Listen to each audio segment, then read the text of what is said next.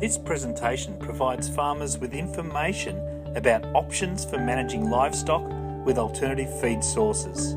It also looks at using lower productive land in a Mallee cropping system. The aim of the project is to identify more shrubs besides Old Man Saltbush, which has been traditionally used. This work started at Walpiup, and there was a site there which over 2 or 3 years they grew a lot of shrubs, and then from that selected the ones which they thought would be most suitable for the Mallee. Currently this year another 5 sites where new plantings have been done to look at performance. Same species, 6 species at each site. From a decade or more of research, we've identified 9 elite forage shrub species. These are best grown in mixtures, and we've come up with 5 different mixes related to different soil and soil constraints that can be grown. So there's a host of different benefits that can be gained from growing native forage shrubs. The most important one is the provision of feed. That gives you a lot of opportunities to provide feed and address feed gaps at any type of year. It's a shade and shelter for livestock and a heap of NRM benefits.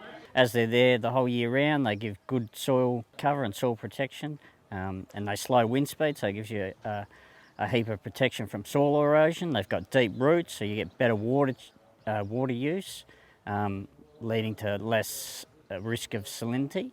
And because they're shrubs and they grow up from the ground, it creates habitat for a whole range of different plants, so you get increased biodiversity. And we've shown on a number of different scenarios, animals can gain up to 200 grams per head per day grazing these shrub systems. One of the biggest impacts that forage shrubs can have is growing on poor soil types where you're not making returns from cropping, but having shrubs in these areas can allow you to get returns from poor parts of the farm. Grazing management is very critical to get the best out of forage shrubs, so 40 DSE to the hectare plus is very important, and also having experienced animals. So there are a few important things to do to maximise the life of forage shrubs and keep them productive and persistent. One of those is to allow long rest periods between grazing events, so 6 months. So grazing initially down to almost sticks or a very low level of leaf material is not a problem. What is very important is keeping that new growth protected and allowing that to regrow. Well, there's a bit of research being done lately that they don't necessarily thrive on one variety, so sort of mix it up with a bit of other different varieties of saltbush and rhagodias and emu bushes, and going by some of the graphs have shown today the growth rates and all that with the sheep working well.